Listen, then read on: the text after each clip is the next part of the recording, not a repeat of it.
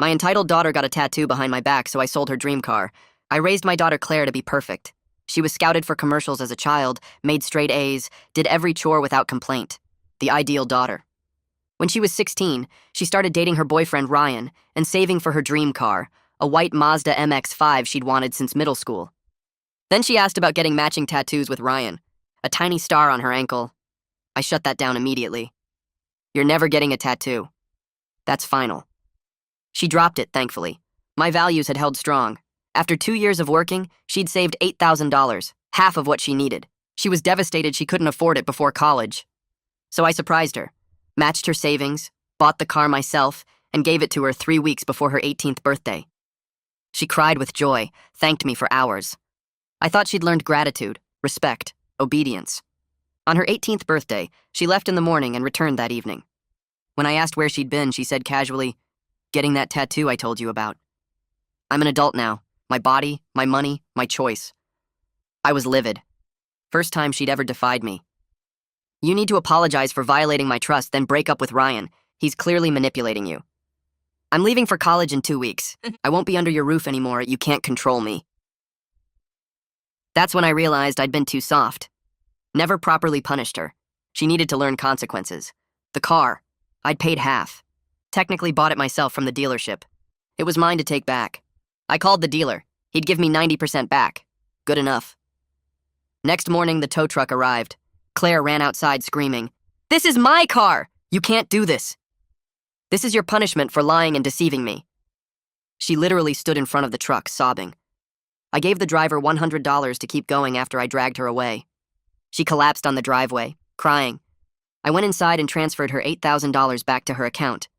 She didn't lose money, just the car. A fair punishment for disrespect.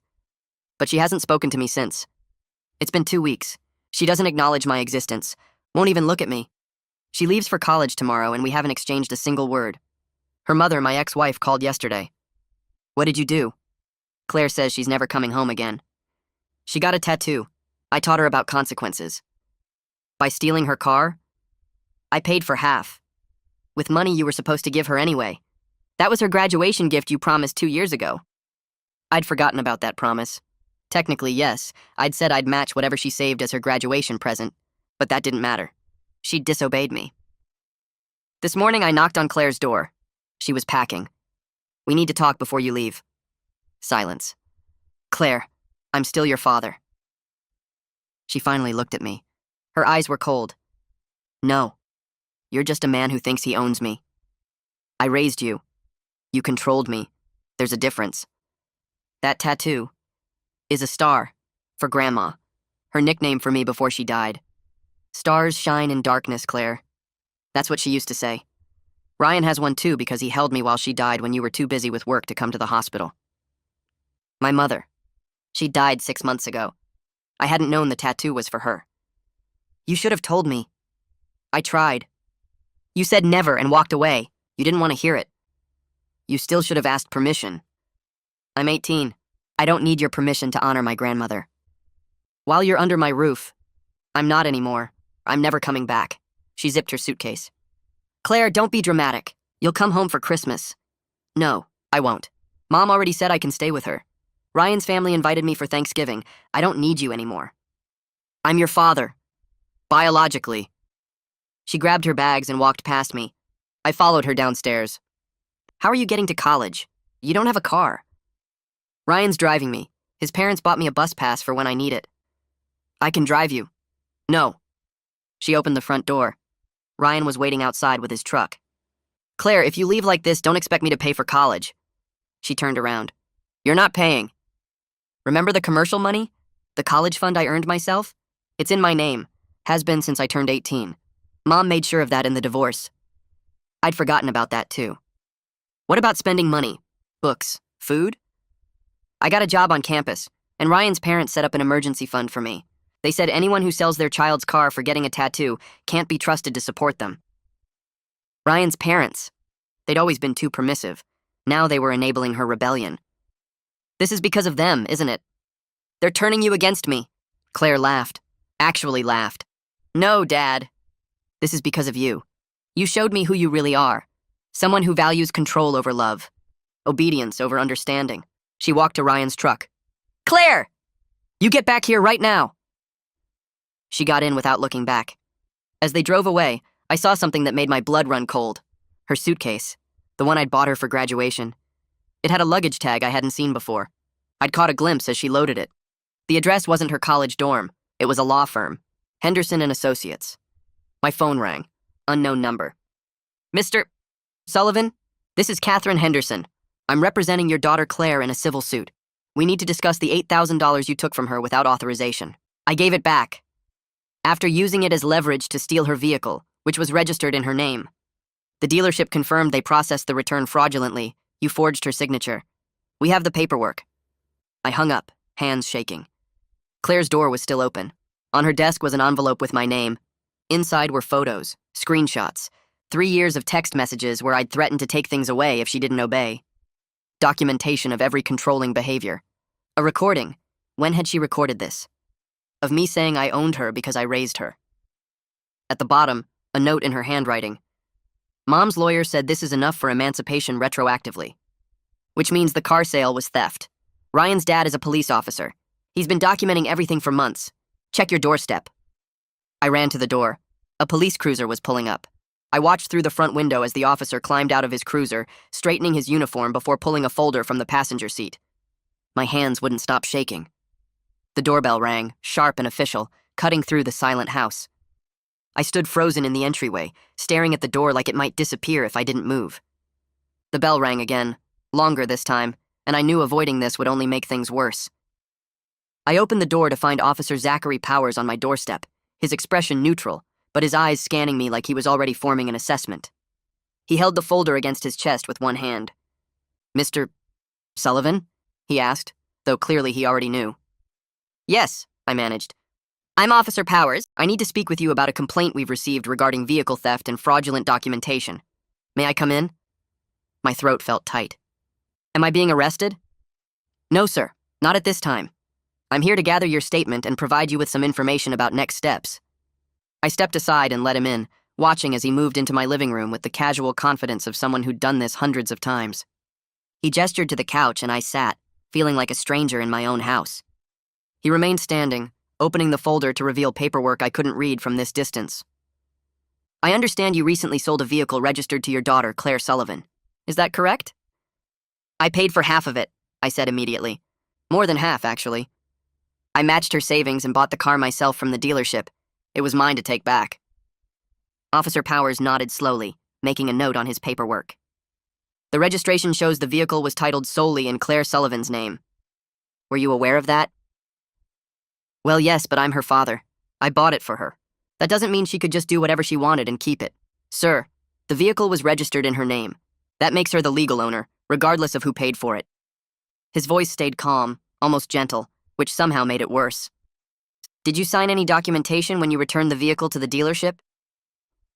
My stomach dropped. "I signed the return paperwork, yes." "And what name did you sign?" I looked away.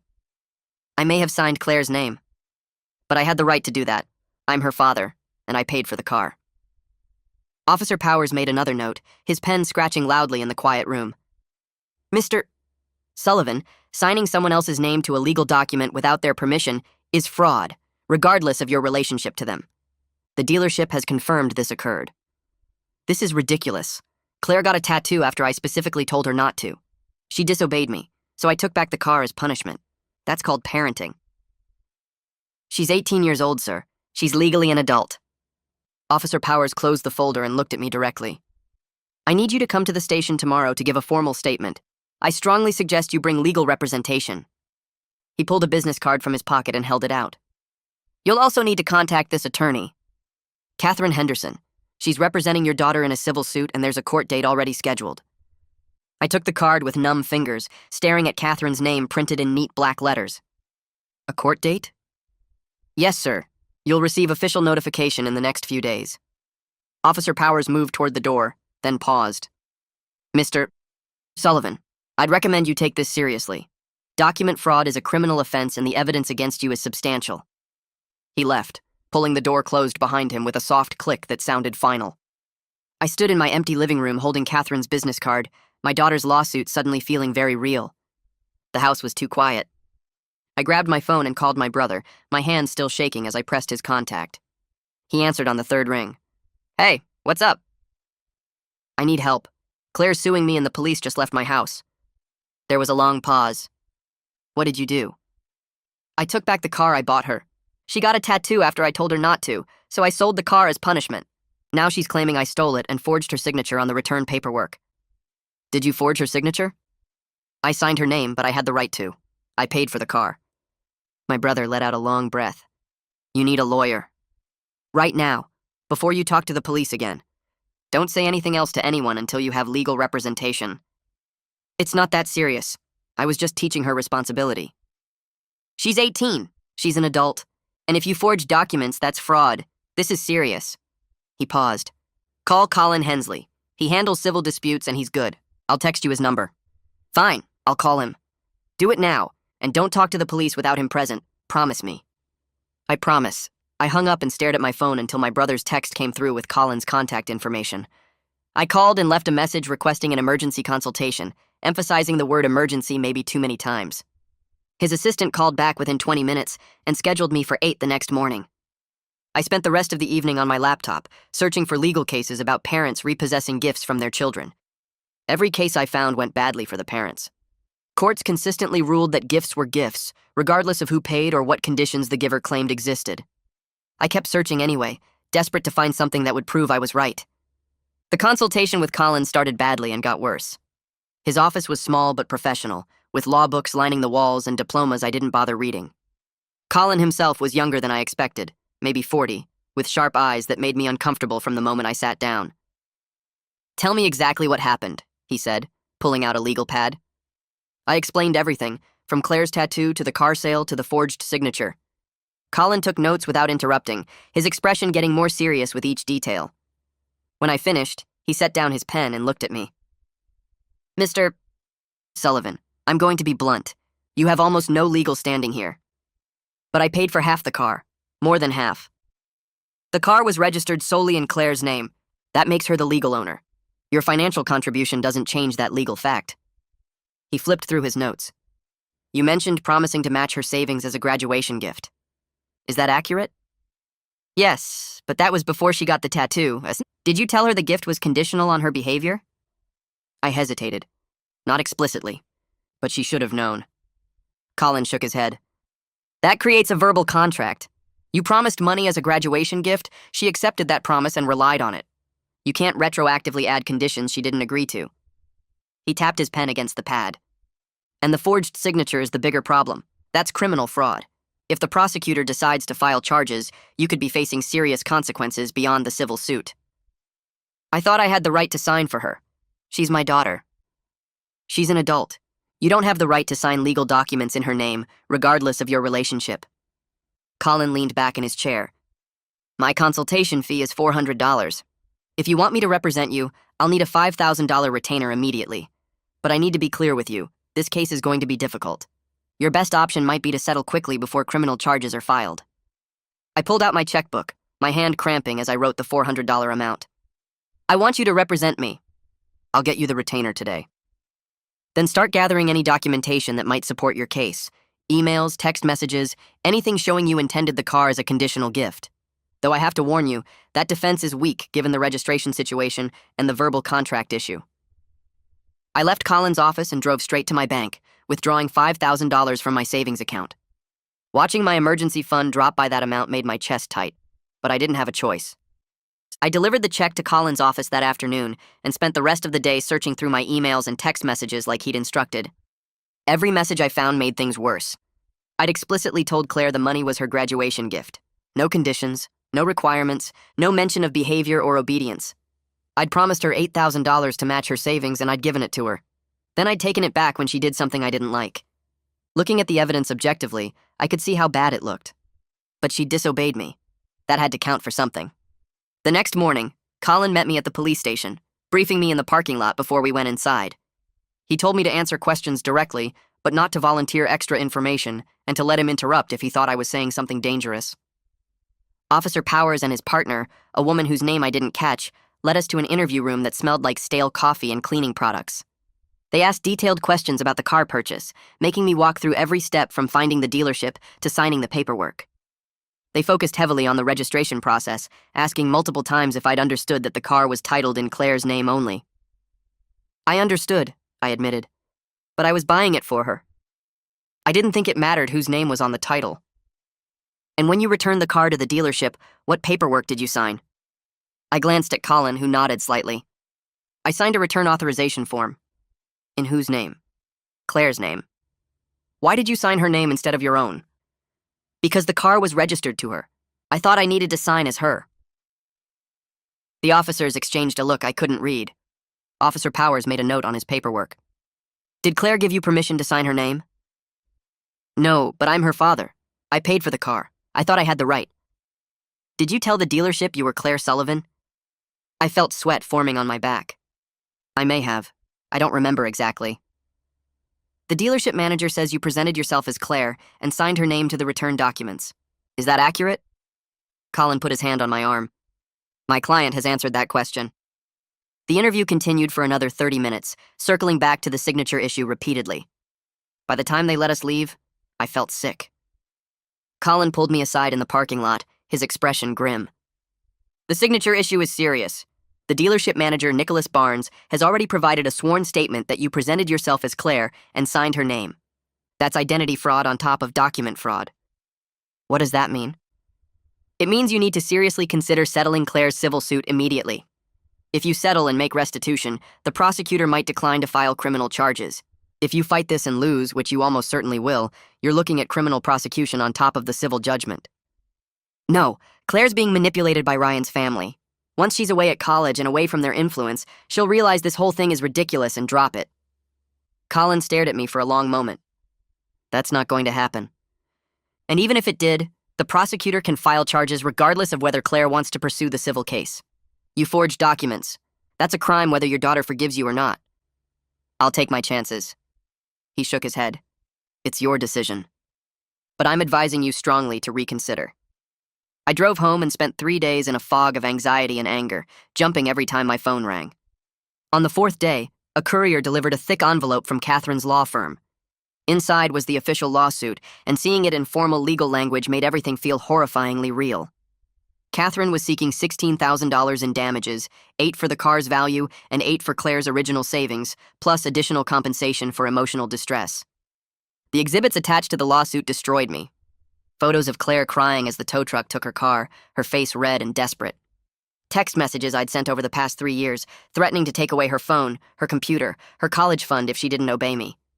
A timeline documenting every controlling behavior, every punishment, every threat. Reading through the evidence felt like looking at myself through a stranger's eyes, and I didn't recognize the pattern they were describing. I saw a father teaching responsibility. They saw abuse. I tried calling Claire's mother, desperate to make her understand this was all a misunderstanding that had gotten out of hand. She didn't answer. I called 3 more times before she finally sent a text that made my hands shake. You've controlled Claire her whole life and now you're facing consequences. Don't contact me or Claire again. All communication goes through Catherine Henderson. I stared at that message for an hour, reading it over and over. I was completely cut off from my daughter with no way to explain my side or make her understand I'd only been trying to teach her responsibility. Work became a nightmare. My boss called me into his office 2 days after I received the lawsuit, closing the door with a deliberate care that told me this wouldn't be good. He'd heard about the legal situation through neighborhood gossip, he explained, and while he wasn't taking disciplinary action now, he needed me to understand that any criminal charges would require my immediate resignation.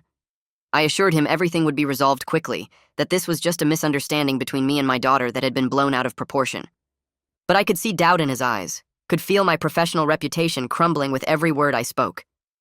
He let me return to work, but the damage was done. Colleagues who used to chat with me in the break room found reasons to leave when I entered. My project team started excluding me from informal planning sessions. I'd become toxic, someone to avoid, and I didn't know how to fix it. I spent the weekend digging through old emails and text messages, looking for anything that might help my case. Colin said we needed evidence that the car was meant as a conditional gift, something tied to Claire's behavior or respect. But every message I found made things worse. 2 years ago, I'd texted Claire a photo of the Mazda with the words, "Your graduation present when you finish senior year. So proud of you." No conditions mentioned, no requirements about obedience, just a promise. I printed the conversation anyway and brought it to Colin's office Monday morning. He read through everything slowly, his expression getting more serious with each page. Finally, he set the papers down and looked at me across his desk. "This actually hurts us. You explicitly called it a graduation present with no strings attached." I tried to explain that Claire understood the implicit expectations, that she knew gifts came with the requirement of respect and proper behavior. Colin shook his head and said we'd file our response anyway, arguing that Claire violated the spirit of the gift by deliberately defying my wishes about the tattoo. He warned me the argument was weak, but it was all we had. The response got filed Wednesday morning. I felt some relief having our side officially on record, explaining how Claire's actions justified taking back the car. Colin included my text messages showing years of providing for Claire, being involved in her life, setting reasonable boundaries. He argued that the car was part of a parent-child relationship built on mutual respect, and Claire had broken that foundation. I thought maybe the judge would understand that parents have the right to enforce consequences when children act disrespectfully. That relief lasted exactly 4 hours. Catherine filed a motion to dismiss our entire defense before lunch. Colin called me at work to explain what she'd done. She was arguing that verbal contracts for graduation gifts can't include undefined obedience conditions that violate an adult's autonomy. She cited 3 different cases where courts ruled against parents who tried to control adult children through conditional gifts. The legal terms were confusing, but Colin's frustration was clear. She's right. The law doesn't recognize parental authority to control adult children's personal choices, even if money is involved. The judge scheduled a hearing for 3 weeks out to consider the motion. 3 weeks of waiting to find out if our defense would even be allowed at trial. I couldn't focus at work. Every meeting felt pointless when my entire relationship with Claire was decided in legal filings I barely understood. That night, I did something I'd been avoiding. I looked at Claire's social media. She'd blocked me on everything after she left, but I created a fake account using my middle name and a random profile photo. It took me 20 minutes to find her because I didn't know her exact username, but eventually I located her college's tagged photos, and there she was. The first photo stopped me cold. Claire was standing outside a brick building with 2 other girls, all 3 of them laughing at something off camera. She looked happy. Actually happy, not the careful, pleasant expression she'd worn at home. Her shoulders were relaxed, her smile was real, and she had her arm around one of the girls like they'd been friends for years. The caption said, "First week of class is complete. Love my roommates already." I scrolled through more photos. Claire at a club fair, signing up for the psychology club and the campus volunteer organization. Claire in the library with textbooks spread across a table, looking focused and engaged. Claire at some kind of outdoor concert with Ryan, both of them casual and comfortable. Every single photo showed her looking more alive than I'd seen her in years. The campus events, the studying, the new friends. She was living exactly the college experience I'd wanted for her, the successful academic and social life I'd always pushed her toward. Except I wasn't in it. Not in a single photo, not mentioned in any caption, completely erased from this new chapter of her life. I read through the comments on her posts. Friends saying, "You look so happy," and "College suits you." Ryan's mother Isabella commenting, "So proud of you, sweetheart," with heart emojis. Claire's responses were warm and grateful, thanking people for their support. She'd built this whole support system that didn't include me at all. One post from 2 days ago showed Claire at a campus coffee shop with a group of students. The caption read, "Study group keeping me sane during syllabus week. Grateful for good people." The top comment was from someone named Harmony, asking, "Dinner at the dining hall after?" Claire had replied, "Definitely. Meet you there at 6. She had plans, friendships, a routine, a whole life that was working perfectly well without any guidance from me. I spent 2 hours going through every photo and post from the past 3 weeks. Claire had moved into her dorm, started classes, made friends, joined activities, and was clearly thriving. She looked healthier than she had at home, more confident, like some weight had lifted off her shoulders the moment she left. The realization hit me hard. She was proving that she never needed my control in the first place. Everything I'd told myself about Claire requiring my guidance and structure to succeed was wrong. She was succeeding just fine, maybe better, without me enforcing rules and monitoring her choices. All those years of carefully managing her schedule, approving her friends, directing her activities. She was doing better without any of it. I felt angry at first, betrayed, like Claire had been hiding her true capabilities just to make me look foolish. But that anger faded into something worse, a sick feeling in my stomach as I realized what this meant. If Claire could thrive without my control, then maybe my control had been the problem all along. Maybe she'd been held back by my management, not helped by it. I closed the browser and sat in the dark living room for a long time. The house felt empty. Claire's room upstairs was still exactly as she'd left it, bed made, desk cleared, no trace of her remaining. She'd taken everything that mattered to her and left behind only the furniture I'd chosen. My phone rang and my mother's name appeared on the screen. I almost didn't answer because I wasn't ready to hear her opinion about the lawsuit, but avoiding her would only make things worse, so I picked up. She didn't bother with pleasantries. "Claire called me. She told me what you did." Her voice was cold in a way I'd rarely heard. I started to explain about the tattoo and the disrespect, but she cut me off. "You sold her car because she got a tattoo honoring your mother." "Honoring me." The emphasis on those last two words made me flinch. I tried to explain that I hadn't known what the tattoo was for, that Claire never told me it was a memorial. My mother's laugh was bitter. "She tried to tell you. You said never and walked away. She told me about that conversation. You didn't want to hear it because you'd already decided the answer." I defended myself, saying Claire should have been more clear, should have explained the significance before getting the tattoo. My mother's response was brutal. "You've become exactly like your father." The comparison stunned me into silence. My father had been controlling and manipulative, using money and gifts as weapons to force compliance. I'd spent my whole adult life trying to be different from him, to be a better parent than he'd been. "I'm nothing like Dad," I said, but my voice sounded weak even to myself. My mother started listing incidents from my childhood that I'd forgotten or blocked out. The time my father bought me a car for my 16th birthday, then took it away 2 months later because I stayed out past curfew with friends. The college fund he'd promised me, then withheld when I chose a major he didn't approve of. The apartment deposit he'd offered to pay, then refused because he didn't like my girlfriend. Every gift had come with invisible strings, conditions I didn't know about until I violated them. "He controlled you with money and gifts for years," my mother said. "You resented him for it. You told me you'd never do that to your own children. And now look at what you did to Claire." I wanted to argue that it was different, that I was teaching Claire responsibility while my father had just been petty and controlling. But the words wouldn't come because I could hear how similar it sounded. My father had used the same justifications, claiming he was teaching me respect and consequences. "Claire is suing me," I said, trying to make my mother understand the seriousness of the situation. "She got lawyers involved instead of just talking to me." My mother's response was immediate. "Good. I'm glad she's holding you accountable. I should have done the same thing to your father years ago instead of just leaving." She paused, then continued more quietly. "I gave Claire my blessing for that tattoo. We talked about it before I died, about her getting a star to remember me by. She wanted my permission, and I gave it gladly. So when you punished her for honoring my memory, you didn't just hurt Claire. You disrespected my wishes, too." The call ended shortly after that. My mother said she needed to go, that she was too angry to keep talking. I sat holding the phone, her words replaying in my mind. I remembered how much I'd resented my father's controlling behavior, how trapped and angry I'd felt under his rules. I'd promised myself I'd never make my own children feel that way. But Claire's journals, her lawsuit, her complete cutting of contact, all suggested I'd done exactly what I swore I wouldn't do. The preliminary hearing arrived 3 weeks later.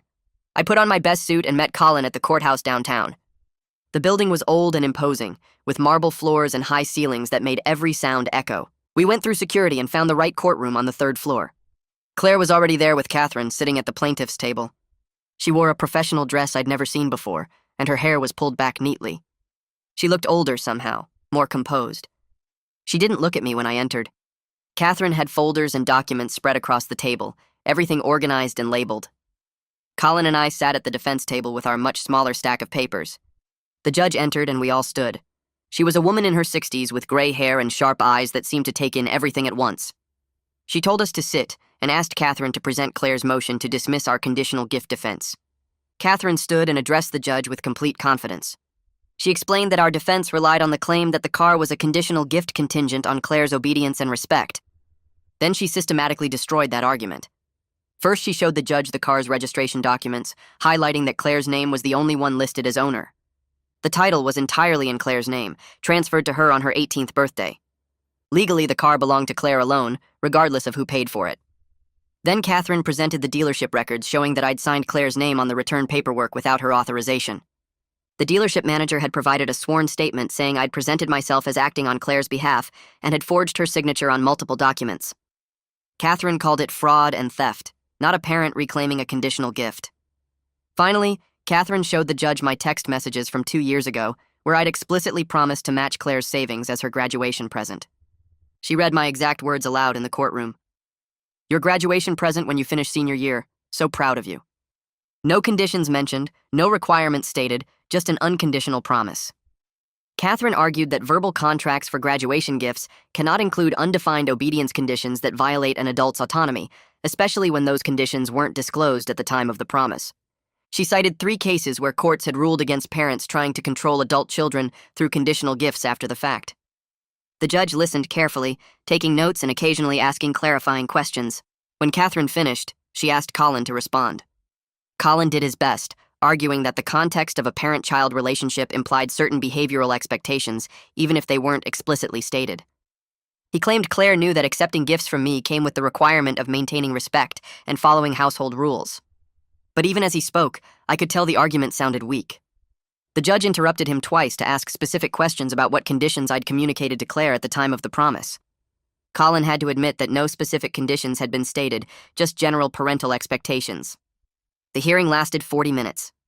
When both sides had finished presenting, the judge took off her glasses and looked directly at me. Mr. Sullivan, did you tell your daughter at the time you promised this graduation gift that it was conditional on her behavior or choices?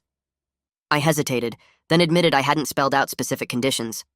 The judge nodded slowly. And the car was registered solely in her name? I confirmed it was. And you signed her name to dealership documents without her knowledge or permission? I tried to explain that I thought I had the right as her father, but the judge cut me off. She said she'd review the legal precedents and issue a ruling within a week, but her tone made it clear which way she was leaning. She denied our motion to dismiss and set a trial date for 2 months out. Then she looked at both lawyers and suggested strongly that we should consider settlement, saying she saw significant liability issues on the defense side. The hearing ended, and everyone stood as the judge left. Catherine gathered her materials efficiently, while Claire sat quietly beside her. Colin touched my arm and indicated we should leave quickly. In the hallway outside the courtroom, Colin pulled me aside to a quiet corner. His expression was serious as he explained that the hearing had gone badly for us. The judge clearly didn't buy our conditional gift argument, and the forged signature issue was a major problem. We're going to lose at trial, he said bluntly. And the forged signature means the prosecutor might file criminal charges any day now. He recommended offering to pay the full $16,000 immediately, plus Claire's legal fees to avoid criminal prosecution. The total would be around $24,000 with legal costs. I balked at the amount, saying I'd already returned Claire's $8,000, and that should be enough. Colin shook his head and explained that wasn't how it worked. Claire was entitled to the car's full value because I'd sold it without authorization. The $8,000 I'd returned was separate from the car's worth. Plus, Claire had incurred legal fees defending her property rights. I refused to agree to any settlement, still convinced Claire would realize she was manipulated and drop the lawsuit once the semester got harder. I told Colin that Claire was probably struggling with her classes by now and would see that Ryan's family was using her against me. Colin looked at me with something like pity and said we'd continue preparing for trial, but he warned me again that we had almost no chance of winning. That night I couldn't sleep. I kept thinking about Claire in that courtroom, composed and professional, not looking at me even once. I thought about the judge's skeptical questions and Catherine's organized presentation. I thought about my mother's words comparing me to my father. Finally, around 2 a.m, I got up and went to Claire's room. I hadn't been in there since she left. I turned on the light and looked around at the space that used to be hers. The walls still had marks where her posters had hung. The bookshelf was empty except for a few books she hadn't wanted. Her desk was clear, the drawers emptied of all personal items. I opened her closet and found only clothes she'd outgrown or didn't like, things not worth taking to college. In the back of the closet, I found a box of photos from when Claire was younger. I pulled it out and sat on her bed, going through pictures I hadn't looked at in years. Claire at age 5 in her first dance recital, beaming at the camera. Claire at 8, holding up a spelling bee trophy. Claire at 10, serious and focused at her piano recital. Claire at 13, smiling politely at a family dinner. I looked at these photos and tried to remember Claire at each age. What I remembered most was how well-behaved she'd been, how she never talked back or caused problems, how she did everything I asked without complaint. Other parents would comment on how lucky I was to have such an obedient daughter. I'd felt proud of that, proud that my parenting had produced such a perfect child. But looking at these photos now, I noticed something I'd missed before. Claire's smile in the earlier photos was genuine and bright, but somewhere around age 12 or 13, it changed. The smiles became more careful, more controlled. Her body language shifted from relaxed to cautious. By 15 and 16, she looked tense even in happy family photos. For the first time, I wondered if that perfection had been healthy or if I'd already been controlling her back then. I'd mistaken her compliance for genuine happiness, her obedience for contentment. Maybe that perfect behavior hadn't been because she was thriving under my guidance. Maybe it was because she'd learned that any deviation from my expectations would result in consequences. Maybe I'd trained her to hide her real self and perform the daughter I wanted to see. I put the photos back in the box and left her room, turning off the light behind me. The house felt emptier than ever. I picked up another journal, this one from when Claire was 14. The handwriting was neater than the earlier ones, more controlled. I flipped through pages of homework notes and doodles until I found an entry dated March 15th. Saw the soccer tryout flyers today. Megan asked if I was going to try out. I wanted to say yes so badly.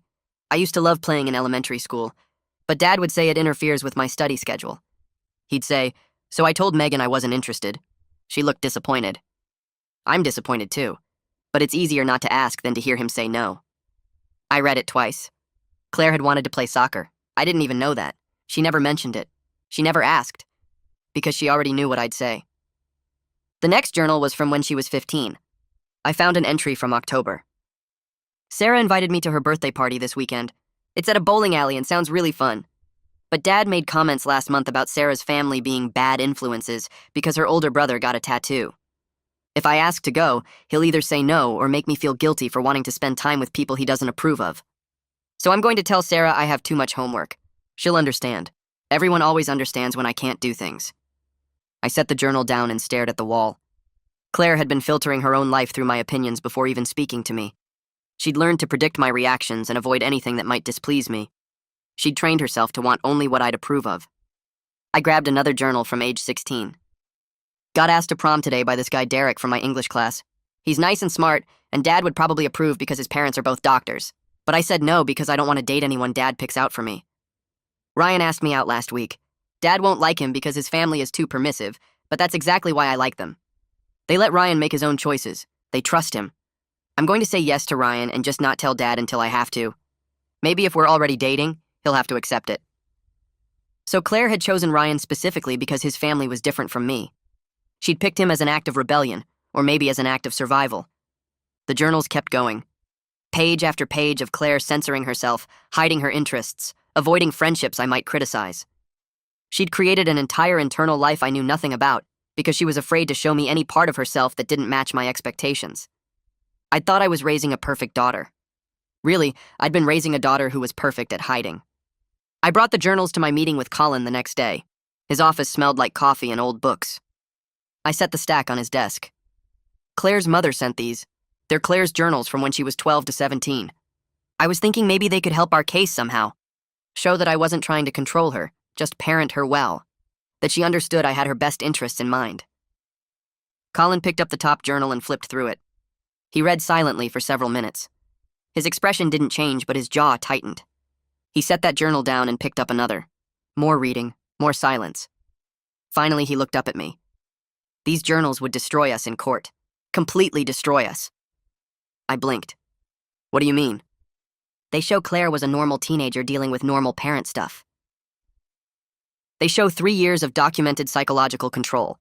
A pattern of behavior where your daughter censored her own thoughts and desires before even expressing them because she'd learned that any deviation from your expectations would result in disapproval. This is evidence of long-term emotional manipulation. The car incident isn't an isolated event. It's one example in a much bigger pattern of control.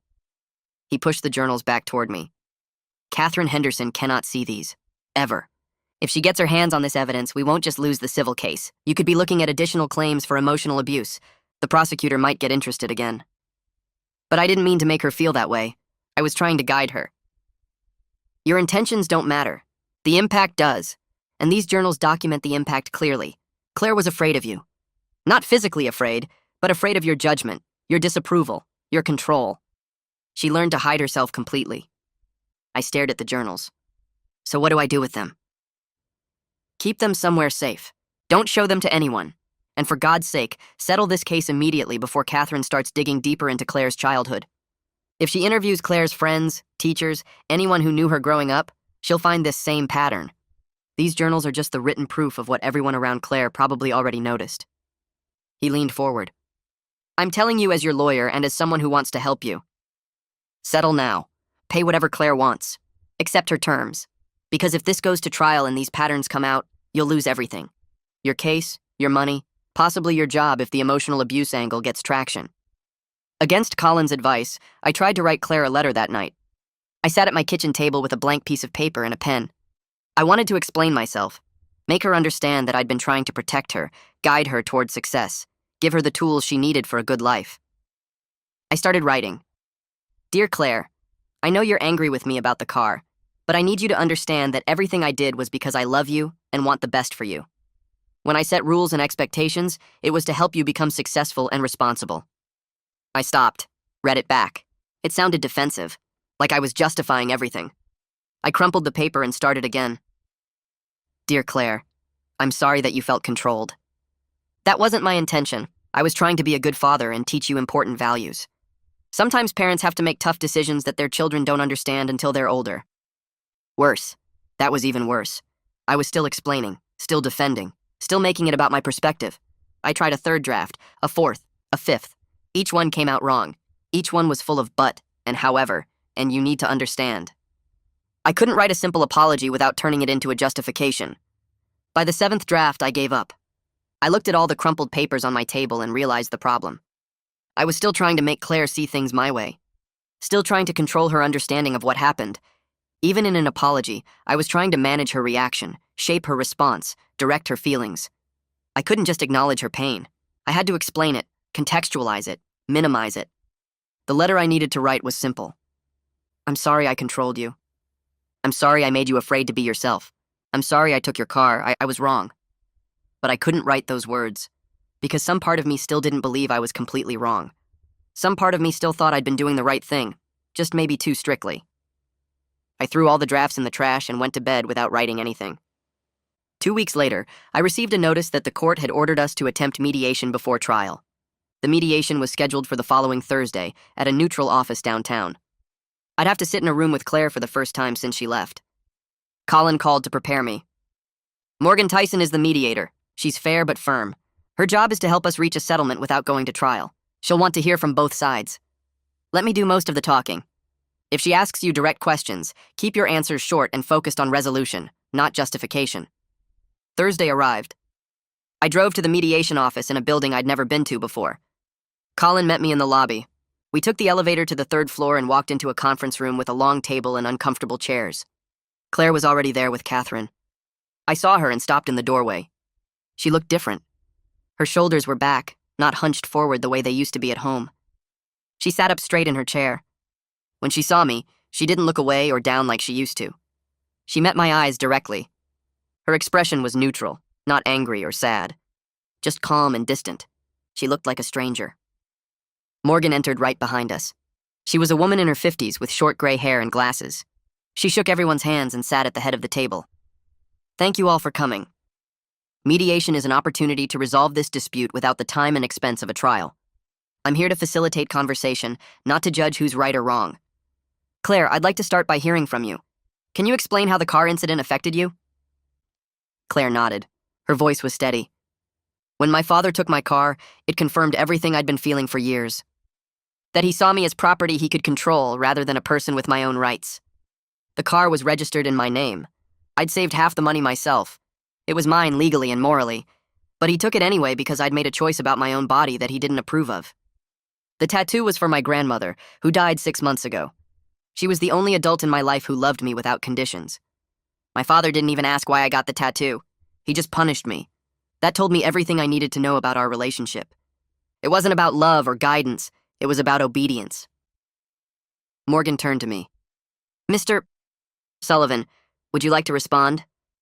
I opened my mouth to explain my reasoning, to talk about teaching responsibility and consequences. But Morgan held up her hand. Before you do, let me ask you something.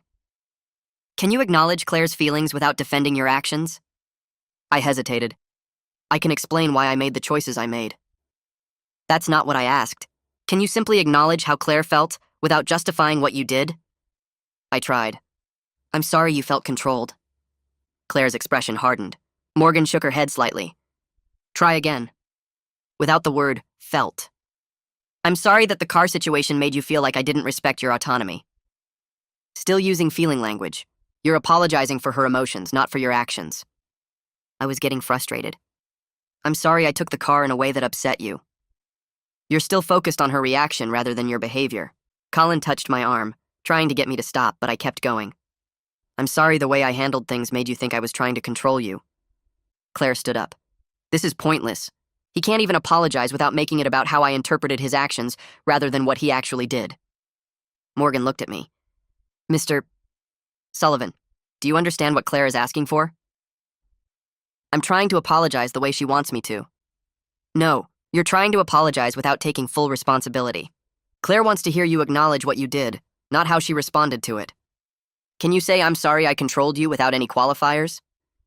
The words stuck in my throat, because saying them felt like admitting I'd been a bad father, like everything I'd done for 18 years was wrong. I was trying to parent her. That's not an apology. That's a justification. Claire sat back down. See? This is why I don't want a relationship with him. He can't admit he was wrong. He can't take responsibility. Everything is always about his intentions, his perspective, his version of events.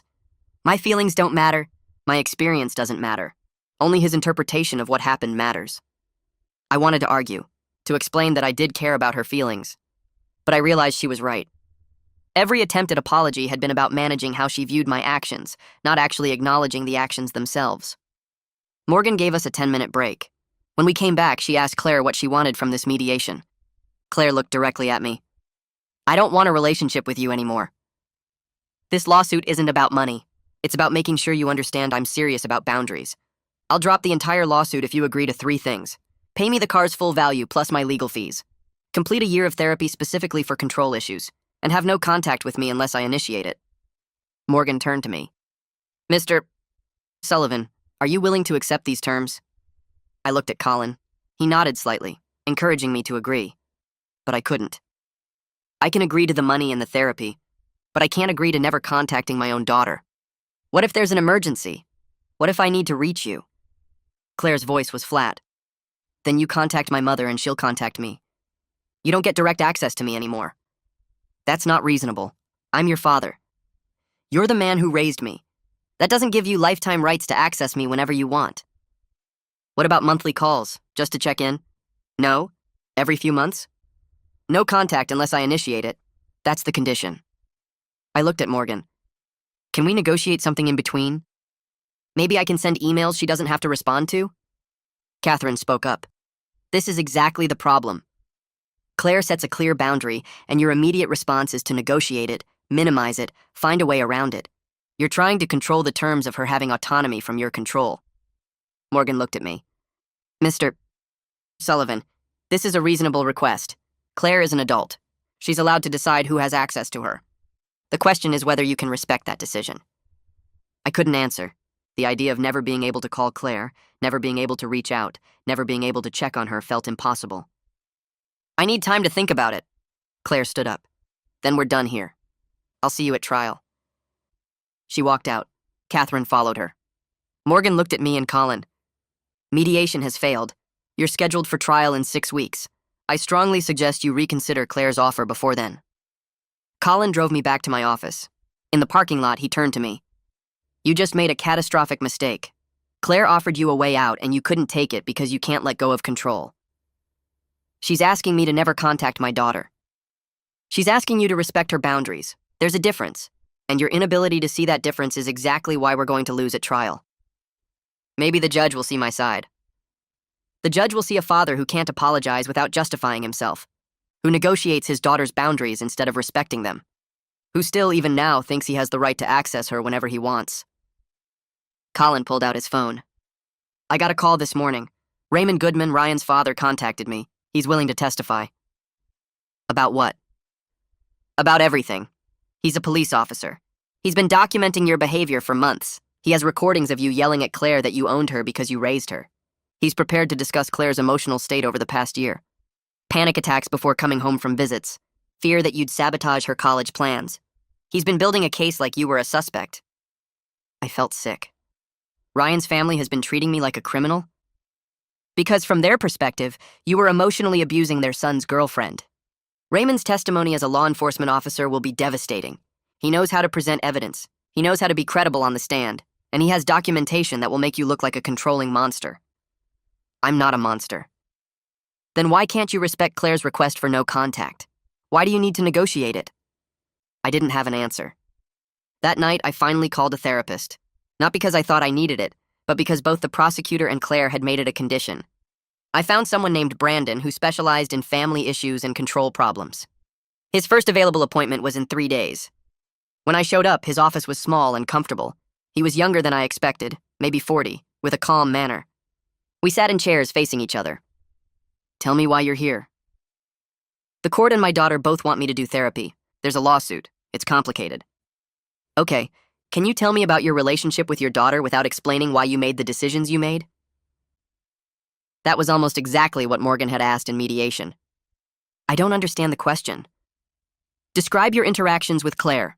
What happened between you? But don't justify your actions or explain your reasoning. Just tell me what actually happened. I tried. I talked about the rules I'd set, the expectations I'd had, the car situation.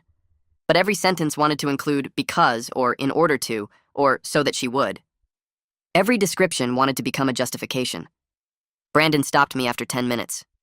You're doing it again.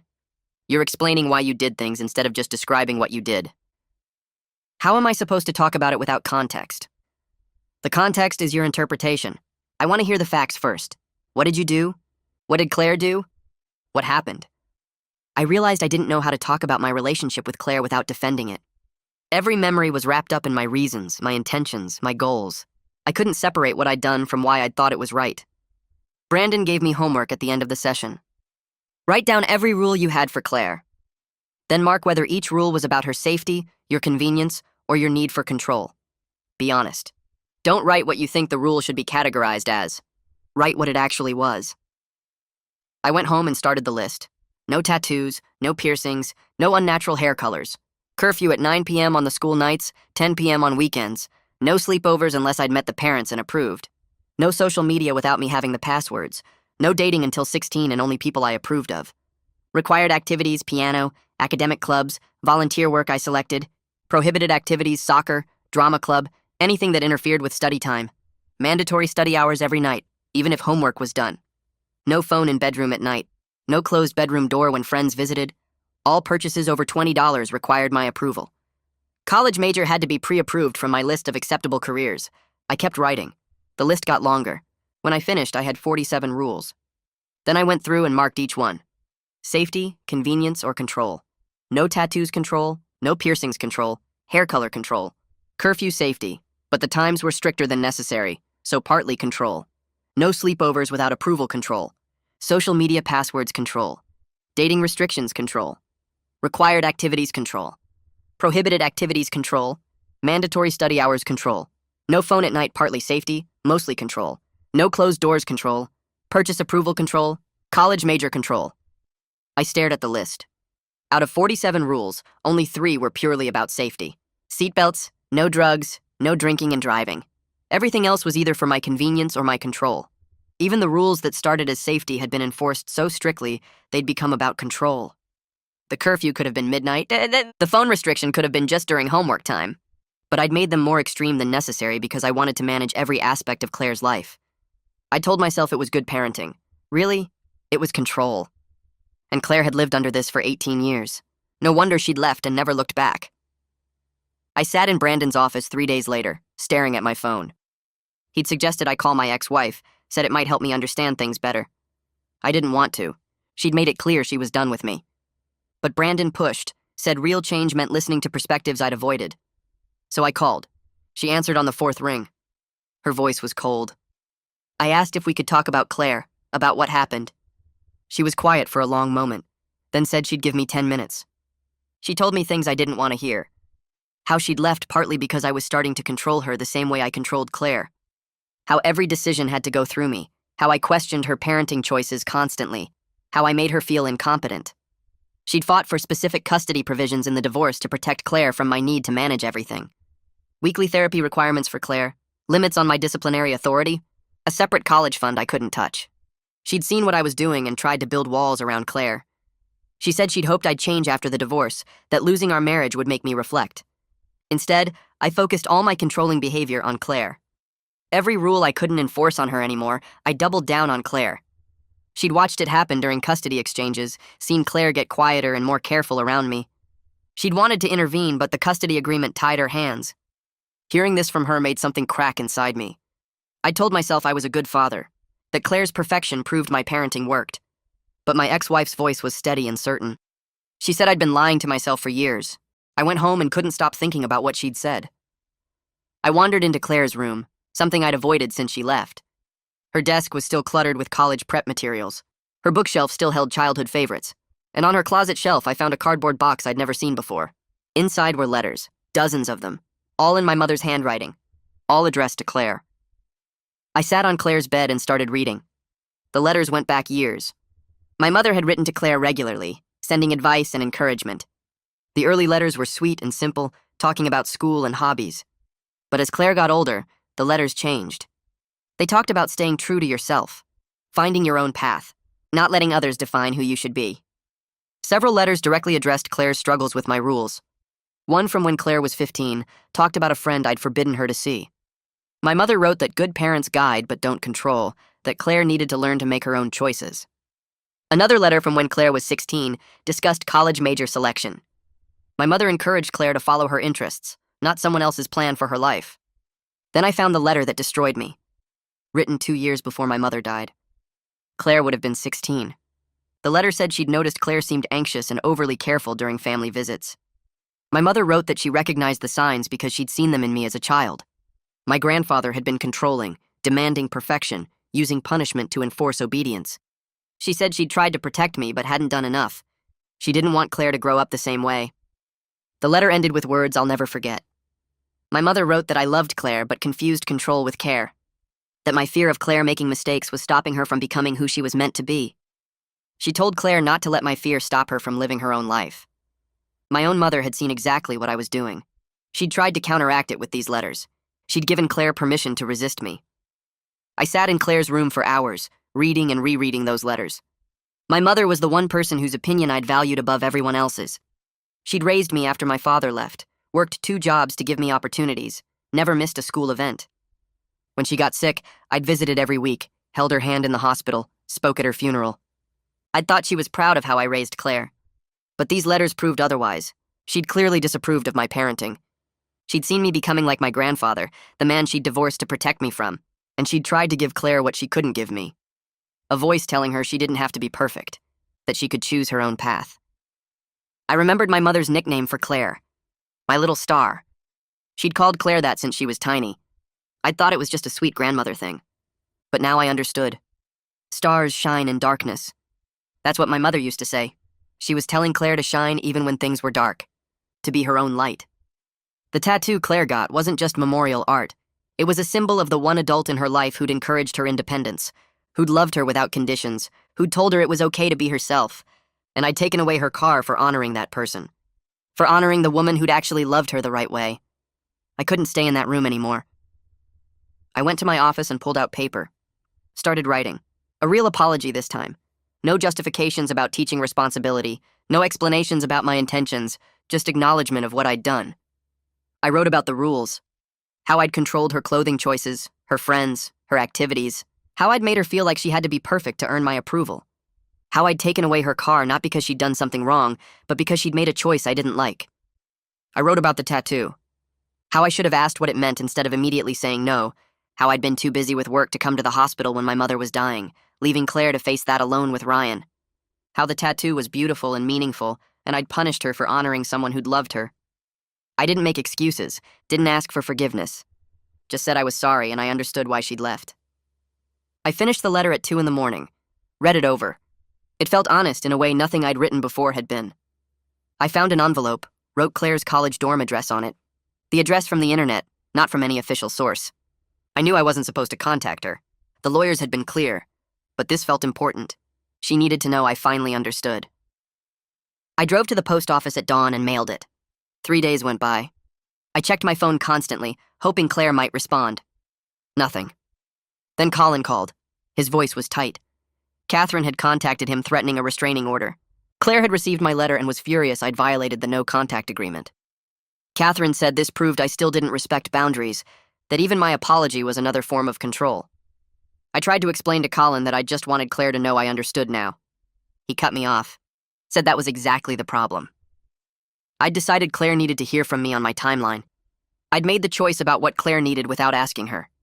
I'd forced my communication on her because I couldn't handle sitting with my own guilt. Even my apology had been about making myself feel better. I hung up and sat in my car in the office parking lot. Colin was right. I'd broken the agreement because I couldn't stand Claire being angry at me. Because I needed her to know I'd changed. Because waiting for her to reach out on her own terms felt impossible. I'd done exactly what I'd always done. Put my needs first and called it love. My next session with Brandon was hard. I told him about the letter, about Catherine's threat. He didn't look surprised. He asked me why I'd sent it. I said because Claire needed to know I understood. He asked if Claire had expressed that need. I admitted she hadn't. He asked what I'd hoped would happen when Claire read the letter. I said maybe she'd see I was trying to change. Maybe she'd respond. Maybe we could start talking again. Brandon leaned back in his chair. He said my need to apologize directly to Claire was still about my needs, my need for forgiveness, my timeline for fixing things, my discomfort with Claire's anger. He explained that real change meant respecting Claire's boundaries even when they hurt me. That included letting her decide if and when she wanted to hear from me. That real respect meant accepting Claire might stay angry for months or years or forever, that I didn't get to decide when our relationship healed. This concept felt impossible. It meant accepting I might never have a relationship with my daughter again. Brandon said that was exactly the point. I had to be willing to lose Claire completely. Had to change for its own sake, not as a strategy to win her back. Had to let her have total control over whether we ever spoke again. The idea made me feel sick. But I knew he was right. I started checking Claire's social media. I know I shouldn't have. Brandon had told me to give her space. But I couldn't help it. I needed to know she was okay. Her accounts were public. Photos from her first weeks of college. Claire at freshman orientation, smiling in a group photo. Claire in the library with textbooks spread around her. Claire at a club fair, signing up for activities. She'd made Dean's List. The college had posted a list of students with perfect grades, and Claire's name was on it. She'd joined 3 clubs. Volunteering at an animal shelter. Member of the Psychology Student Association. Part of an intramural volleyball team. Every photo showed her looking happy. Genuinely happy, not the careful smile she'd always had at home. Ryan was in many of the pictures, his arm around her shoulders, both of them laughing at something off camera. His family commented on every post, his mother saying how proud she was, his father posting encouraging words about Claire's achievements. They were filling the parental role I'd lost, doing it better than I ever had. The evidence that Claire was better off without me was right there on my screen. She was thriving, making friends, succeeding in the school, looking relaxed and confident. Everything I'd told myself she needed me for, she was doing fine without my guidance. Better than fine. She was flourishing. My belief that Claire needed my control to succeed was completely wrong. She'd needed freedom from it. 2 weeks passed. Colin called to say trial was approaching fast. He said we needed to make a final settlement offer, something Claire might actually accept. We couldn't win at trial. The evidence against me was too strong. He'd put together terms. $20,000 total payment. Completion of 1-year therapy with Brandon. Acceptance of Claire's no-contact boundary with the understanding she could reach out if she chose. No forced communication, no required visits, just money, therapy, and respect for her choice. Colin sent the offer to Catherine. Then I waited. 3 days went by. I couldn't sleep, couldn't focus at work, just waited for Claire's response. On the 3rd day, Catherine called Colin back. Claire would accept the settlement, but she had one more condition. I had to write a letter to the dealership taking full responsibility for the forged signature. Had to admit what I'd done. Had to cooperate with any investigation they wanted to pursue. Colin explained what this meant. The dealership could press charges. The prosecutor could file criminal fraud charges. I could end up with a record. But Colin had already talked to the prosecutor. If I completed the settlement terms and therapy, they'd offer a diversion program. Community service instead of prosecution. The fraud attempt would stay on my record, but without a conviction if I finished all requirements. I agreed. What choice did I have? I sat down and wrote the letter to Nicholas at the dealership. Admitted I'd forged Claire's signature on the return paperwork. Said I'd misrepresented myself as having authority to return the vehicle. Took full responsibility and said the dealership had done nothing wrong. I mailed it certified mail so there'd be proof of delivery. Colin confirmed the prosecutor had the deal in writing. 100 hours community service, 1-year therapy, complete the settlement terms, then they dismissed the charges. I'd still have the fraud attempt on my record. Background checks would show it, but no conviction if I did everything right. The settlement hearing was scheduled for the following week. I had to liquidate most of my savings to get $20,000. Even then I was short, had to take out the personal loan I'd been approved for. Signed papers at the bank agreeing to monthly payments I could barely afford. The loan officer looked at me with something like pity. On the day of the hearing, I put on my best suit and drove to the courthouse. Claire was already there when I arrived, sitting on a bench with Catherine and Ryan. She didn't look at me, wouldn't even glance in my direction. We went into the courtroom. The judge reviewed the settlement terms, asked if I understood I was agreeing to pay $20,000. I said yes. Asked if I understood the no-contact provision. I said yes. Asked me to explain what the no-contact provision meant. I had to say out loud that I would not attempt to contact Claire in any way unless she initiated contact first. That I understood she had the right to decide if and when we communicated. That I would respect her boundaries completely. Claire sat across the room the whole time, her face blank, her eyes looking anywhere but at me. The judge asked if I had the payment. I handed over the check. $20,000, my savings gone, a loan I'd be paying off for years. The judge filed the paperwork, said the case was settled. We could go. Claire stood up immediately, walked out without looking back. I sat in that courtroom for 10 minutes after everyone left. The most humiliating moment of my life. Admitting in court that I had to be legally ordered to respect my daughter's boundaries. My first real therapy session with Brandon after the settlement was different. Before, I'd been going because the court required it. Now it was part of the settlement. Proof I was changing. Brandon started by asking why I needed control, what I was afraid would happen if I didn't manage everything. I tried to deflect, said I just wanted what was best for Claire. He pushed back, asked what specifically scared me about Claire making her own choices. I got defensive, said nothing scared me. He waited, just sat there looking at me until the silence became uncomfortable. Finally, I admitted I was terrified of being unnecessary, of Claire not needing me. Brandon asked what my purpose was as a father if Claire didn't need my constant guidance. I didn't have an answer. He helped me see that my controlling behavior was driven by my own fear of being worthless, that I'd built my entire identity around being Claire's father, around directing her life. If she didn't need that direction, what was I? He said that's why I couldn't let go. Because without control over Claire, I didn't know who I was. The session left me feeling hollow, but also like something important had shifted, like I was finally seeing the real problem.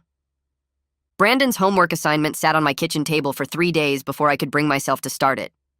List moments when I felt loved as a child. Distinguish between love tied to control versus genuine connection. I stared at the blank paper and tried to remember feeling loved at all. My father showed approval when I brought home perfect grades or won academic awards. He took me to baseball games when I made honor roll. He bought me things when I obeyed without question. But loved? I couldn't picture a single moment where he just was accepted me for existing. Every positive interaction came with conditions attached. Do this, be that, achieve this standard. My mother was different. She'd sit with me while I drew pictures that had no purpose beyond enjoyment. She never asked if my homework was done first or if I'd practiced piano. She just sat there and watched me create things, smiling like my presence was enough. I remembered her taking me to the park on random Tuesday afternoons, no special occasion, just because the weather was nice. She never lectured me about wasting time or questioned whether I deserved the outing. Those moments felt like love. But they were so few compared to my father's constant management of my life. I wrote down 5 memories with my mother. Then I tried to list moments with my father that felt like genuine love rather than conditional approval. I came up with nothing. Every memory involved me performing correctly and him rewarding that performance. The realization made me sick because I'd done the exact same thing to Claire. I'd never just sat with her and enjoyed her company without some agenda. Every interaction was about shaping her into what I wanted her to be. Work became increasingly uncomfortable over the following weeks. My boss called me into his office and closed the door, always a bad sign. He told me the senior management position I'd been expecting would go to someone else. I started to protest, but he held up his hand and slid a piece of paper across the desk. The feedback cited personal issues affecting professional judgment and concerns about my ability to maintain appropriate boundaries. Several colleagues had apparently expressed discomfort about the lawsuit situation. He didn't say I was fired, but he made it clear my reputation had taken serious damage. I walked back to my desk feeling everyone's eyes on me. The usual lunch group didn't invite me that day, or the next day, or the day after that. I ate alone in my car, scrolling through social media and seeing my coworkers posting photos from restaurants I used to join them at. Nobody was openly hostile, but the distance was obvious. Conversation stopped when I approached the break room.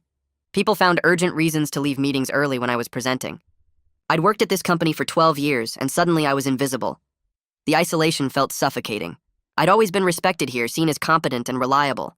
Now I was the guy who stole his daughter's car and got sued for it. The guy with control issues so bad they ended up in court. Nobody wanted to associate with that.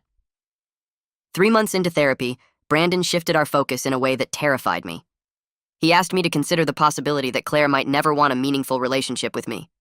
Not as punishment, just as her choice. He wanted me to think about how I'd build a life worth living if that happened. The question felt impossible to answer because being Claire's father had been my entire identity for 18 years. Every decision I made, every goal I set, every source of pride or purpose came from that role. Without it, I didn't know who I was. Brandon pushed me to explore interests separate from parenting. Hobbies, friendships, personal goals that had nothing to do with Claire. I couldn't think of any. My life had revolved completely around managing hers. He gave me homework to try 3 new activities over the next month, things I chose purely for myself.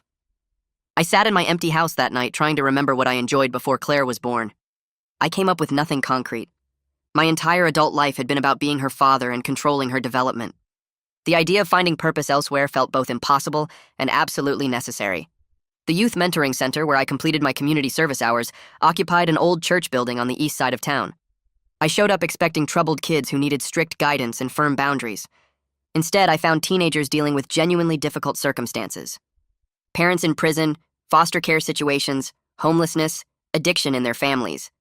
These kids actually needed the structure and support I'd forced on Claire when she didn't need it at all. I was assigned to help with homework and life skills workshops. The first kid I worked with, a 15-year-old named Marcus, asked for help with his algebra homework. I started to take over and show him the correct method, my usual approach. But something made me stop and instead ask him to show me how he was trying to solve it. He walked through his process and I realized he actually understood the concept, just made a small error in calculation. I pointed out that one mistake and watched him fix it himself. He looked proud of figuring it out.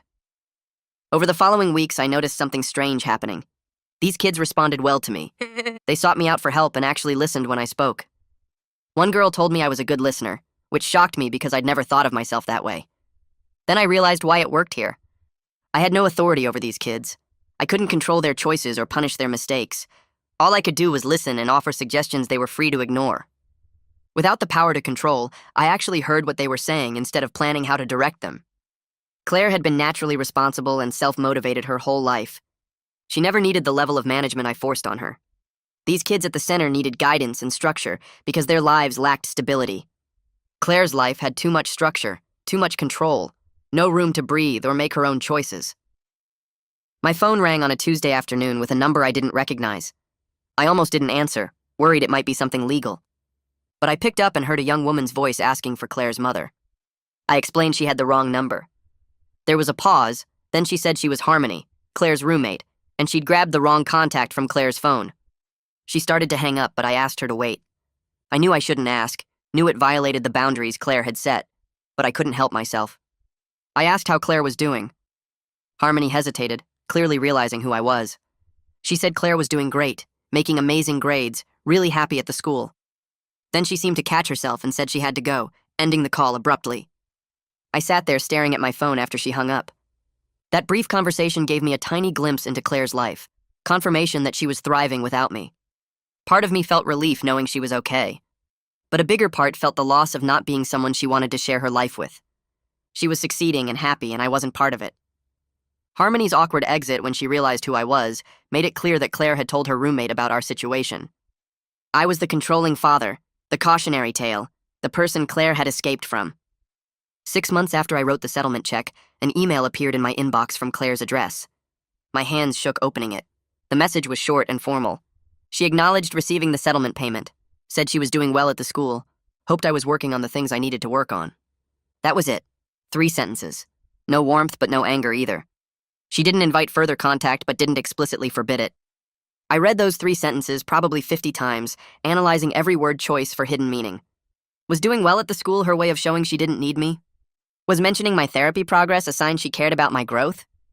Did the lack of explicit rejection mean she was softening? I brought the email to my next session with Brandon and showed him my analysis. He read it once and looked at me with patient concern. He explained that Claire was simply letting me know she was okay. It wasn't an invitation to resume our relationship or a sign she was ready for more contact.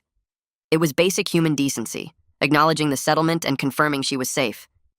He helped me understand I was looking for hope in places it didn't exist because I desperately wanted Claire to forgive me. The email was exactly what it appeared to be, nothing more or less. Learning to accept Claire's minimal contact without demanding more felt like the hardest part of therapy. My instinct was to respond with a long message explaining everything I'd learned and how much I'd changed. Brandon coached me to write something brief instead, respecting Claire's boundaries by matching her level of engagement. I spent an hour crafting a response that was 3 sentences long, thanked her for reaching out, said I was proud of her college success, told her I was continuing to work on myself in therapy. I read it 20 times before sending it, then forced myself to close my email and not check for a reply. Brandon had warned me about becoming obsessive about Claire's responses, checking constantly for signs of connection. I tried to focus on other things, but found myself opening my email every few hours anyway. 2 weeks passed with nothing. I started to accept that Claire's email had been a one-time thing, her way of closing the loop on the settlement. Then another email arrived, even shorter than the first. She mentioned making Dean's List again and said her classes were going well. No personal details, no questions about my life, just a basic update. But she'd reached out twice now. I showed Brandon the second email, and he helped me see what was actually happening. Claire was building something new with me, but on completely different terms than before. These weren't the deep conversations I wanted, or the close relationship I'd lost.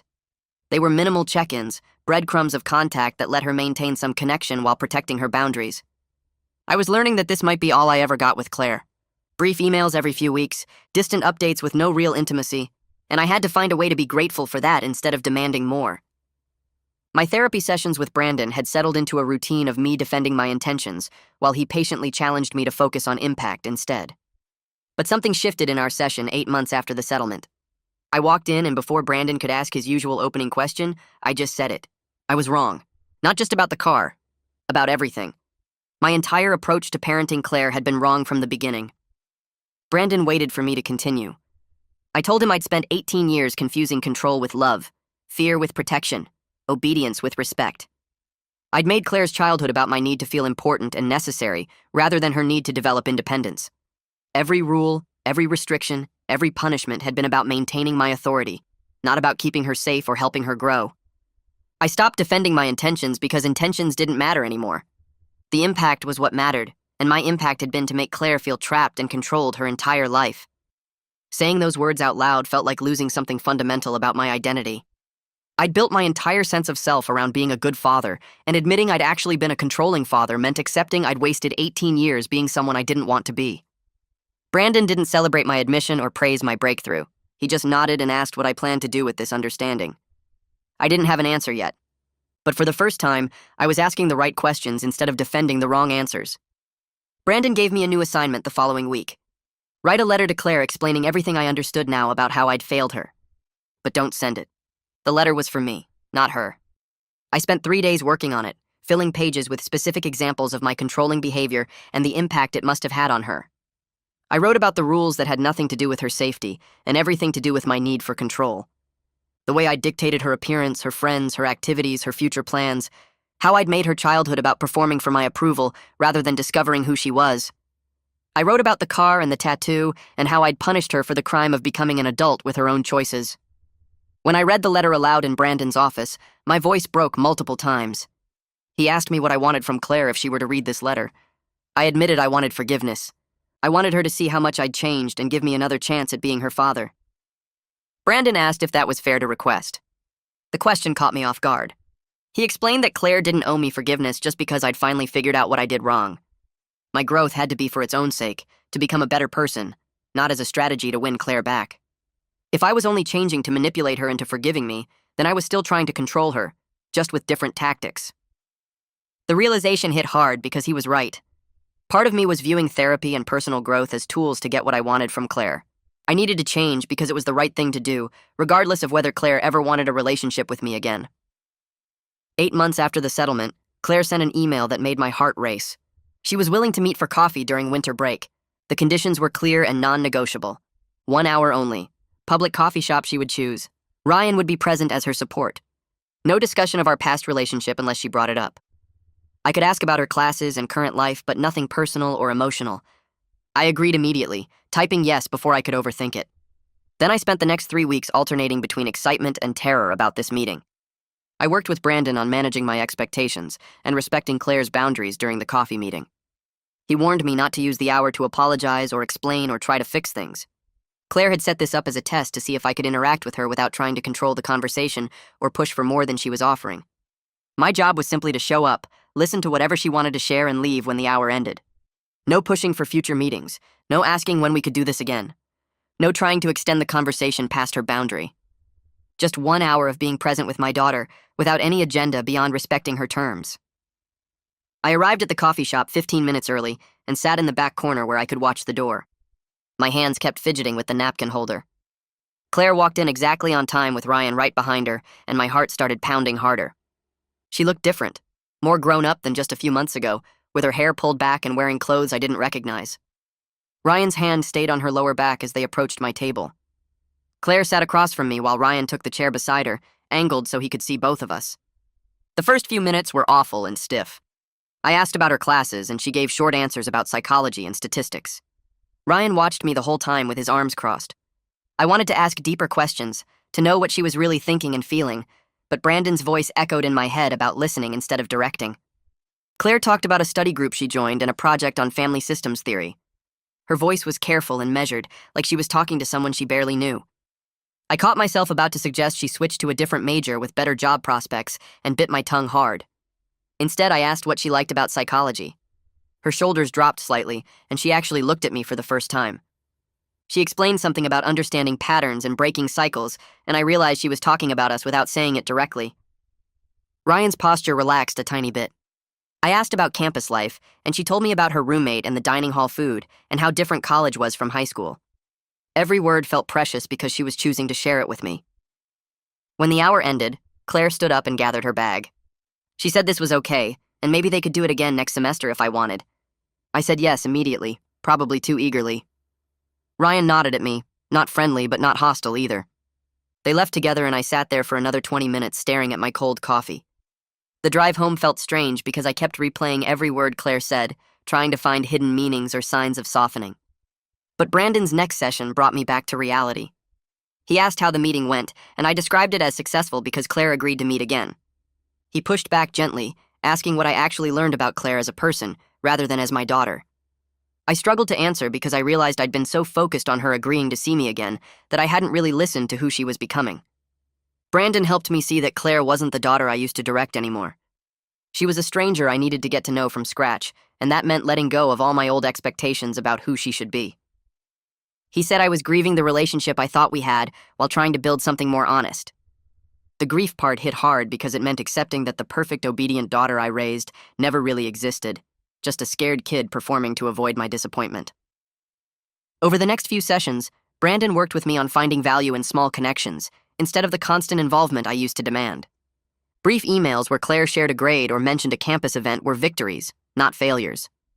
Occasional coffee meetings where we talked about safe topics were progress, not setbacks.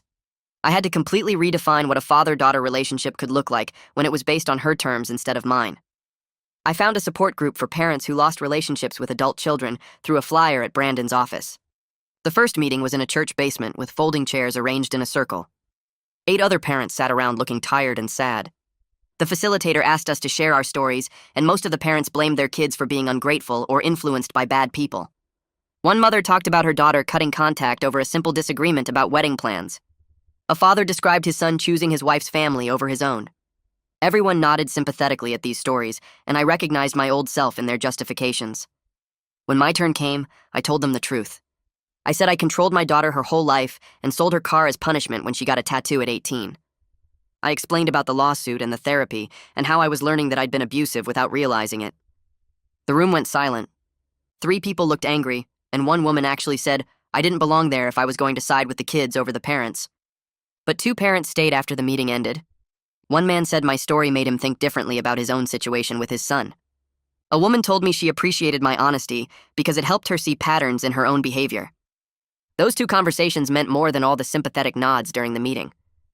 I kept going to the group, even though several members clearly didn't want me there, because hearing other defensive parents helped me monitor my own thinking and catch myself when I started slipping back into old justifications, Work started getting better in small ways I didn't expect. My boss called me into his office one afternoon and I tensed up, ready for bad news. Instead, he said he'd noticed changes in how I managed my team. I was asking for input instead of just giving orders. I was letting people make their own decisions and trusting them to handle problems without my constant oversight. He said the team seemed more motivated and productive since I'd backed off from micromanaging everything. I hadn't realized my therapy work was affecting my professional relationships too. During team meetings, I caught myself about to override someone's suggestion and stopped. I asked questions instead of making pronouncements. I let junior employees present their own ideas to upper management instead of taking credit or controlling the narrative. My coworkers started coming to me with questions again instead of avoiding my office. One colleague who'd been cold since hearing about the lawsuit actually invited me to lunch. The professional respect I thought I'd lost forever was slowly rebuilding because people could see I was genuinely different, not just performing temporary change to get through a crisis. My phone rang on a Tuesday morning 10 months after the settlement, and Claire's name appeared on the screen. My hands shook as I answered. Her voice was businesslike and a bit distant. She had a question about her car insurance and didn't know who else to ask. The policy was still under my name from when I'd originally set it up, and she needed to know about coverage for winter driving. I gave her the information she needed without trying to stretch the conversation or ask about her life. I kept my tone helpful and practical, the way I'd talk to anyone asking for insurance advice. She thanked me and said goodbye. The whole call lasted maybe 3 minutes. I sat staring at my phone for a long time after, replaying those 3 minutes and analyzing every word. My therapy session that week focused entirely on that phone call. Brandon celebrated it as huge progress. Claire had tested whether I could be helpful without being controlling. She'd given me a practical problem to solve, and I'd solved it without trying to use it as leverage for more contact or information about her life. He explained that these small tests were how Claire would decide if she could trust me in limited ways. If I passed enough tests by respecting her boundaries and being genuinely helpful, she might slowly expand what she was willing to share. But if I failed by trying to push for more than she offered, she'd pull back again. The phone call was a gift, and I'd handled it right by keeping it simple and respecting her purpose for calling. My court-mandated therapy year ended, but I kept seeing Brandon. The judge's requirement was fulfilled, but I finally understood how much deeper my problems went than just one incident with a car. Brandon and I started exploring my childhood and my own father's controlling behavior.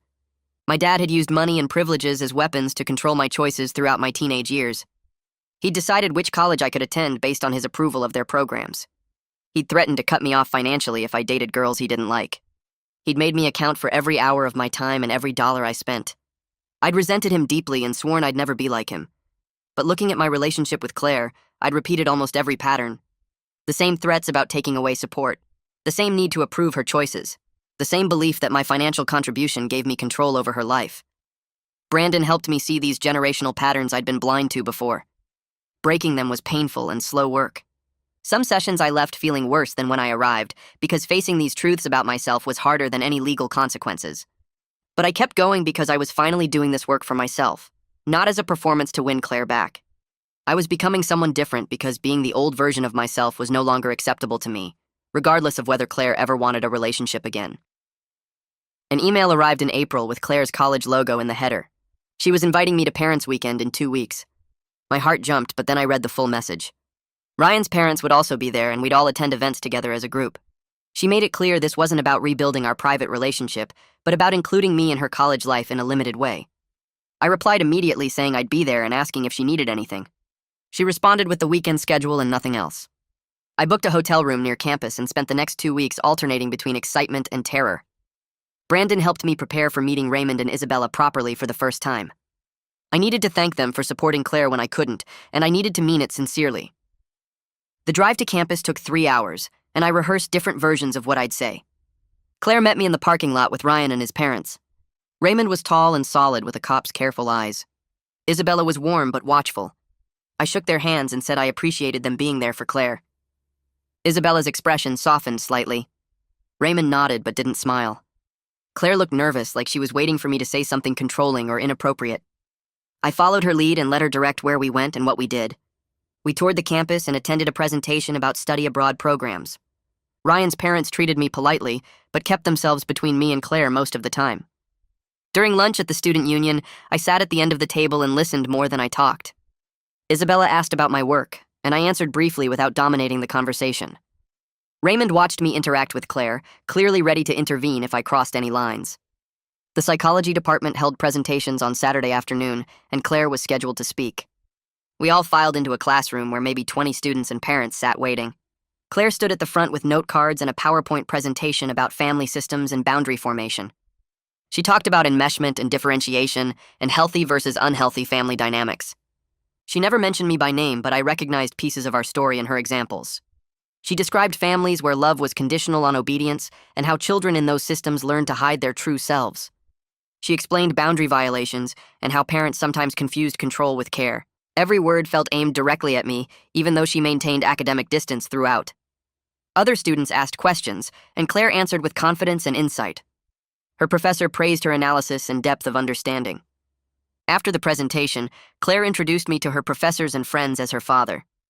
That simple introduction without hesitation or shame meant more than she probably realized. She was claiming me publicly despite everything, letting people know I existed in her life even if our relationship was complicated. Ryan's parents stood nearby, and I saw Isabella whisper something to Raymond. He nodded, and his expression shifted slightly towards something less guarded. Sunday was the last day of Parents' Weekend, and Claire suggested we have lunch alone without Ryan present. My stomach flipped with nervousness. We went to a small cafe off campus and sat across from each other with sandwiches neither of us really ate. Claire spoke first and said she was proud of the work I'd done in therapy. She'd talked to Brandon with my permission, and he'd told her about my progress. She wasn't ready to have a close relationship and maybe never would be, but she appreciated that I'd respected her boundaries and actually changed instead of just promising to change. She said the phone call about insurance was a test, and I'd passed by keeping it simple and helpful. The coffee meeting was a test, and I'd passed by not pushing for more. Parents' Weekend was a bigger test, and so far, I was passing by letting her control the pace and boundaries. She explained that maybe someday we'd have something that felt like a real father-daughter relationship, but it would be completely different from before. It would be based on mutual respect instead of my authority. Based on her choice to include me instead of my right to control her. I told her I understood, and I'd take whatever relationship she was willing to give. She said that was the right answer, but I needed to actually mean it, not just say it to please her. We finished lunch and walked back to her dorm. She hugged me briefly before going inside, the first physical contact we'd had in over a year. The hug lasted maybe 3 seconds, but I held on to the feeling of it during the entire drive home. Brandon's office felt safe and familiar when I arrived for my session after Parents' Weekend. I told him everything about the trip, and he listened carefully. He asked how I felt, and I said hopeful but scared. Hopeful because Claire was letting me back into her life in small ways. Scared because she'd been clear she wasn't sure she wanted a close relationship with me ever. Brandon helped me sit with both feelings without trying to resolve them. He explained that rebuilding trust with Claire would take years, not months, and I had to accept that possibility. Claire had been clear about her uncertainty, and I couldn't pressure her or try to speed up her timeline. He asked what would happen if Claire decided 5 years from now that she only wanted minimal contact a few times a year. Could I accept that and still find fulfillment in my own life? The question terrified me because it meant accepting I might never have the close father-daughter relationship I'd destroyed. But Brandon pushed me to develop my own identity and purpose beyond being Claire's father. I was learning to find value in my own growth and changes, regardless of whether Claire forgave me or wanted me in her life. The work I was doing to become a better person had to be for its own sake, not as a strategy to win her back. Some days that felt impossible because my whole identity for 18 years had been wrapped up in being her father. But other days I could see glimpses of who I might become if I kept doing this work, someone who could respect boundaries and love without controlling and find purpose beyond managing other people's lives. A year passed, the settlement money was paid, therapy sessions continued weekly, and Claire's texts arrived sporadically, brief updates about classes and campus life that I read dozens of times looking for hidden meanings. Then in May, an email appeared in my inbox with a subject line that made my hands shake. Freshman Year Celebration Dinner. Claire was graduating her first year with honors and wanted me at a small dinner with Ryan's family to celebrate. She'd picked a restaurant halfway between her college and my house, neutral territory, and the invitation included specific boundaries. 2 hours, no gifts, no expectations beyond showing up. I replied within minutes accepting every condition, then spent 3 weeks anxious about what to wear, what to say, whether I'd ruin everything by saying the wrong thing. The restaurant was nicer than I expected, white tablecloths and soft lighting, and I arrived 15 minutes early, only to find Raymond and Isabella already seated at a large round table. They nodded politely when I approached, their expressions carefully neutral, and I thanked them again for supporting Claire when I couldn't. Isabella's smile softened slightly at that, and Raymond gestured to the empty chair they'd left between them and Claire's spot. When Claire walked in with Ryan, she looked different from I remembered, taller somehow, more confident in her movements. She hugged Ryan's parents first, long, comfortable embraces that showed their closeness, then turned to me with a brief nod. We sat down and Claire talked about her classes, her psychology research project, her plans for a summer internship at a youth center. I listened without offering advice or opinions, just asking questions like Brandon had taught me, and Claire actually answered them. She'd made Dean's List both semesters, joined 3 campus organizations, and started volunteering with at-risk teenagers. Everything she described showed a young woman thriving without my guidance, building exactly the kind of meaningful life I should have wanted for her all along. Raymond mentioned how proud they were of Claire, and I heard myself agreeing genuinely rather than competitively. Isabella talked about Claire coming to their house for holidays and weekend visits, and instead of feeling jealous, I felt grateful these people had given my daughter the unconditional support I'd failed to provide. When dessert arrived, Claire pulled out her phone and showed us photos from the semester, pictures of her with friends and roommates, studying in the library, at campus events. Ryan appeared in most of them, always close to Claire, and I realized I'd stopped seeing him as the enemy who manipulated my daughter. He was just someone who loved Claire and supported her choices, something I was finally learning to do. The dinner lasted exactly 2 hours as Claire had specified, and when we said goodbye in the parking lot, she told me this had been good, that maybe we could do it again next semester. Those words felt like winning the lottery. Small progress, but genuine connection on her terms. Summer arrived and Claire's texts became more frequent. Nothing deep or emotional, but regular updates about her internship working with teenagers at a community center. She'd send photos of art projects the kids made or funny stories about situations at work, and I'd respond with brief, supportive messages that didn't try to give advice or direction. One text mentioned Ryan getting accepted to a program at Claire's college for the fall, and I replied saying I was happy for them both, meaning it. Another text asked my opinion about her sophomore year schedule, an actual question seeking my input, and I gave straightforward thoughts without trying to make decisions for her. Brandon helped me understand that Claire was testing whether I could be helpful without being controlling, building trust slowly by seeing if I'd respect her autonomy. Ryan stayed constant in her life through all these updates, his name appearing regularly in her stories, and I'd stopped viewing his presence as a threat to my relationship with Claire. He was someone who genuinely loved and supported my daughter, and that was something to appreciate rather than resent. My second year of therapy with Brandon ended in August, and we agreed to transition from weekly sessions to monthly maintenance meetings. I'd made real progress understanding my control issues, recognizing the patterns from my own childhood that I'd repeated with Claire, developing healthier ways of relating to people without trying to direct their choices. But Brandon reminded me that change wasn't a destination with a finish line. It was ongoing work I'd need to keep doing. Some days I still felt the instinct to give advice when Claire shared something, the urge to suggest better approaches or point out potential problems. Those moments were less frequent now, but they still appeared and I'd learned to notice them and choose different responses. Brandon said that awareness was the real progress, catching myself before acting on controlling impulses, and that I'd probably struggle with those instincts forever. The work wasn't about becoming someone completely different.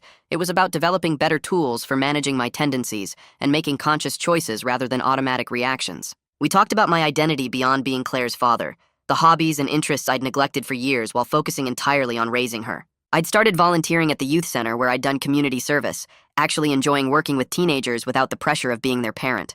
Brandon celebrated that as evidence of growth, finding purpose in helping others without needing to control their outcomes. My birthday arrived in September, a day I usually spent alone since Claire had stopped acknowledging it 2 years ago. I was making dinner when my phone rang with Claire's number, and I answered expecting a brief text-style conversation. Instead, she actually called, her voice clear and warm in a way I hadn't heard directed at me in years. She wished me happy birthday and asked about my day, then told me about her first week back at the school and her new classes. We talked for 20 minutes about her life, my therapy progress, cautious plans for maybe visiting campus for Parents' Weekend if she decided she wanted that. Claire said she was glad I was working on myself and that she could see real changes in how I interacted with her, that I'd actually respected her boundaries instead of just promising to. Our relationship would never be what it was before, she made that clear. But we were building something more honest based on respect rather than my authority. She didn't need me to be the father who controlled everything anymore, but maybe there was space for me to be someone who supported her choices and celebrated her independence. I told her I was learning to be grateful for whatever connection she was willing to have, that I was finding my own identity beyond being her father, while staying open to whatever relationship she wanted. When we hung up, I sat at my kitchen table staring at the phone and feeling something I hadn't felt in 2 years. Not the satisfaction of having things under control, but the quiet peace of accepting things as they were.